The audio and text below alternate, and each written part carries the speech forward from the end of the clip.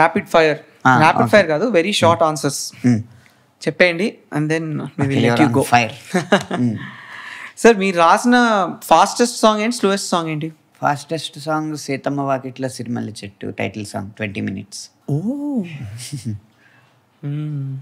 Okay. Slowest song ఇందాక చెప్పాక పచ్చబొట్టు. దాని రికార్డ్ ఏది బద్దలు కొట్టలేదు. సార్ మీరు వినే ఇప్పుడు బాగా వింటున్న 3 పాటలు చెప్పండి సార్, బాగా లూప్లో వింటున్న పాటలు.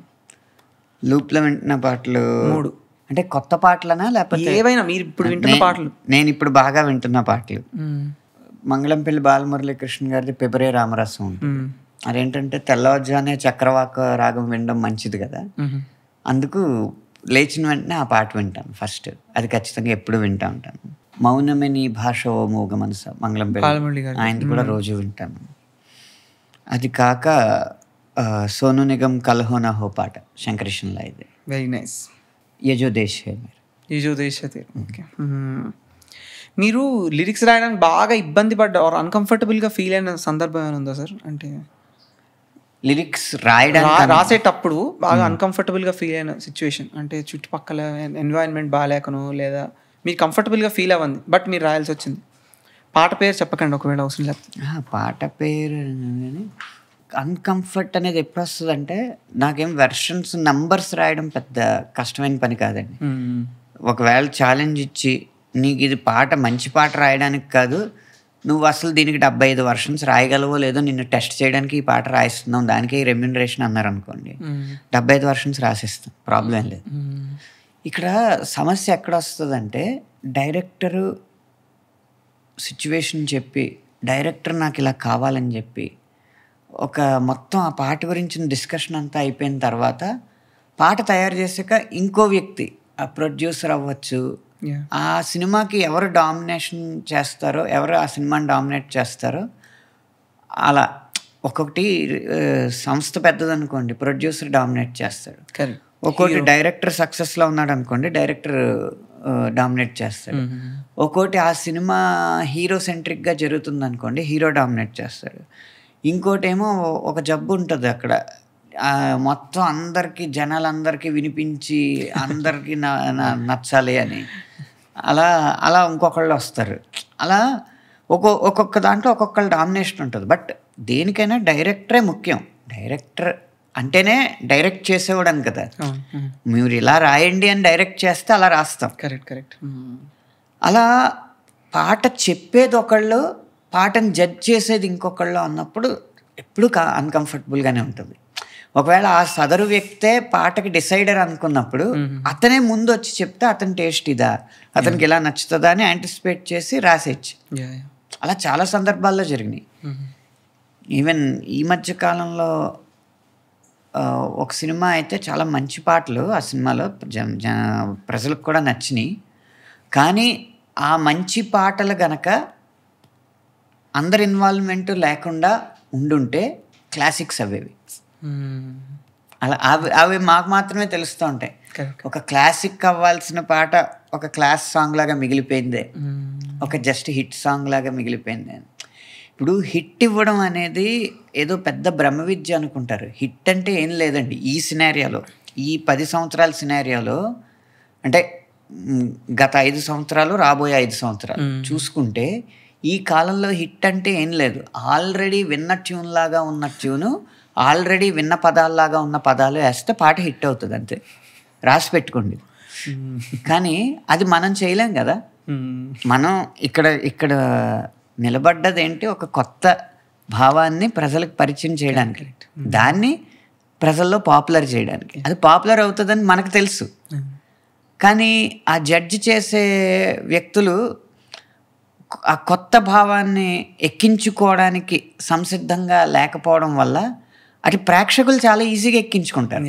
ఎందుకంటే వాళ్ళకి నా సినిమా హిట్ అవ్వాలి, ఆ ముందు సినిమా ఇన్ని కోట్లు కలెక్ట్ చేసింది కాబట్టి దానికన్నా 2 కోట్లైనా ఎక్కువ కలెక్ట్ చేయాలి, దానికోసం ఆ హీరోయిన్ తెచ్చి ఐటమ్ సాంగ్ చేయించాలి, ఇన్ని లెక్కలు ఉండవు. ఆడికి నచ్చింది, ఆడికి గుచ్చుకుంది అంటే అది హిట్ అయిపోతూ ఉంటుంది. కానీ ఇక్కడ అలా ఉండదు కదా. రకరకాల ఇన్సెక్యూరిటీస్, ఇన్హిబిషన్స్, భయాలు, ఎన్నో లెక్కలు, క్యాలిక్యులేషన్స్ ఎన్నో ఉంటాయి. కాబట్టి ఆ పొరల్లోంచి కరెక్ట్ జడ్జిమెంట్ ఇవ్వడం అనేది కష్టం. దానికి ఏంటంటే ఒక్కడి మైండ్తో వెళ్ళిపోవాలి పాట. అది డైరెక్టర్ అయితే ది బెస్ట్. ఎందుకంటే ఆ కథని కన్సీవ్ చేసేవాడు డైరెక్టరే కాబట్టి డైరెక్టర్ మాట ఫైనల్ అన్న ఏ సినిమా అయినా మంచి రిజల్ట్స్ ఇస్తూ ఉంటుంది పాటల విషయంలో. అదే సార్, మీరు ఎవరితోనైనా వర్క్ చేయాలనుకున్న ఆర్టిస్ట్ బట్ మీరు చేయలేకపోయిన వాళ్ళు ఎవరైనా ఉన్నారా? నాకు ఎప్పుడు కూడా పలానా ఆర్టిస్ట్తో వర్క్ చేయాలి అని ఎప్పుడూ లేదండి. నేను మ్యూజిక్ డైరెక్టర్స్ని మాత్రం వీళ్ళతో పని చేయాలి అనుకున్నాను. అందరితో చేస్తాను, వాళ్ళందరితో చేస్తాను. ఆల్సో మీరు ఈ జాన్రా లేదా ఈ స్టైల్ నేను రాస్తే బాగుండు, ఇంకా నాకు అవకాశం రాలేదనేది ఏమైనా ఉందా? అలాంటిది కూడా. నా ఫేవరెట్ జాన్రా ఏంటో తెలుసా? డైవర్సిటీ. ఇప్పుడు లవ్ సాంగ్ హిట్ అయిందా, ఆ నెక్స్ట్ అర్జెంటుగా ఐటమ్ సాంగ్ రాయాలని ఉంటుంది. ఇప్పుడు ఐటమ్ సాంగ్ హిట్ అయిందా, ఆ నెక్స్ట్ అర్జెంటుగా తాగుబోతూ భగ్న ప్రేమికుడు పాట రాయాలని ఉంటుంది. అలా మారిపోతూ ఉండాలి నాకు. మీ ఫేవరెట్ సింగర్స్ ఎవరు సార్? ఆఫ్ ఆల్ టైమ్ ఎవరు? ఇప్పుడు వచ్చే వాళ్ళలో ఇద్దరు, అక్కడ ఇద్దరు ఇక్కడ ఇద్దరు చెప్పండి. శ్రేయా ఘోషల్ అండి. ఆఫ్ ఆల్ టైమ్ అంతే. Only one? ఈ మధ్య కాలంలో వచ్చేవాళ్ళు అర్జిత్ సింగ్కి కొంతవరకు ఇవ్వచ్చు. మీరు రాసింది పాడాడు సార్ అర్జిత్ సింగ్? అర్జిత్ సింగ్ హిందీ పాటలే పాడతారంట. అంటే అదే చాలా తక్కువ పాడాడు. అంటే మీకు స్వామిరారా లెక్క పెట్టకండి. స్వామిరారాకి ఆషికి 2 రాలేదు నాకు తెలిసి. మీరు ఎప్పుడైనా పని డిలే చేయడానికి అబద్ధం చెప్పారా లేదా ఎగ్గొట్టడానికి? సినిమా ఇండస్ట్రీలో సినిమా ఇండస్ట్రీలో 19 సంవత్సరాలుగా ఉన్నానంటే రోజుకు ఒక అబద్ధం చెప్పకుండా ఉంటానన్నా మీ ఉద్దేశం? మీకు ఇష్టమైన ఫుడ్ ఏంటి సార్? నాకు ఇష్టమైన ఫుడ్ బెండకాయ వేపుడు, బంగాళదుంప వేపుడు బెస్ట్. మీరు ఇంట్లో కూర్చొని రాయడం ఇష్టపడతారా లేదా ఏదైనా అట్లా ఒక బీచ్కి వెళ్ళి లేదా ఏదైనా అట్లా బయట ఒక హాలిడే వెకేషన్ ఏది కంఫర్టబుల్? 4 కొండల మధ్య అయినా ఉండాలి, 4 గోడల మధ్య అయినా ఉండాలి, ఎక్కడున్నా ప్రశాంతంగా ఉండాలి. మీకు ప్రిఫరెన్స్ ఏం లేదు? అయితే ప్రిఫరెన్స్ లేదు. Okay, very nice. ఈవెన్ నా మీద అటెన్షన్ లేకపోతే, అంటే ఇదివరకు నేను పాపులర్ కానప్పుడు జూబ్లీ హిల్స్ జంక్షన్లో ఉన్న చిన్న పార్క్లోను, లేకపోతే అమీర్పేట ట్రాఫిక్లో షేర్ ఆటోలో వెళ్తా, అలా రణగొణ ధ్వనుల మధ్య కూడా రాస్తూ ఉండేవాడిని. అప్పుడు ఇంకా అంత మీడియాలో ప్రొజెక్ట్ అవ్వలేదు నేను. అప్పుడు ఎవరు గుర్తుపట్టేవారు కాదు. ఎందుకంటే మన మీద అటెన్షన్ లేనప్పుడు అది ప్రశాంతతే మనకి. అక్కడ కూడా రాస్తా ఉంటాను. నైస్. లాస్ట్ క్వశ్చన్ సార్, మీరు సరదాగా రాసిన ఏదైనా కొంచెం వియర్డ్ లిరిక్ ఇది ఫైనల్ అవ్వదేమో అనుకోండి, ఫైనల్ అయిపోయింది ఏమైనా ఉందా? చెప్పకూడదా? ఈ పాటలో 2-3 ఆప్షన్స్ కావాలి అంటే 2-3 ఆప్షన్స్ ఇచ్చాక నచ్చట్లేదంటే, సార్ మీకు ఎలా కావాలి సార్ అని అడిగితే కరుణాకరణ్ గారేమో తమిళియన్ డైరెక్టర్, జీవి ప్రకాష్ కూడా తమిళియన్.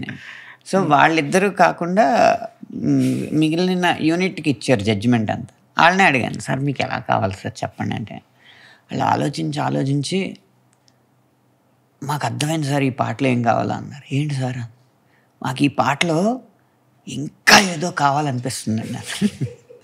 సార్ అదే కావాలా సార్? అదే రాస్తాను, మరి కాదనకూడదు. ఇంకా ఏదో ఇదైపోతావే ఇష్టాలే తెలిపేందుకు.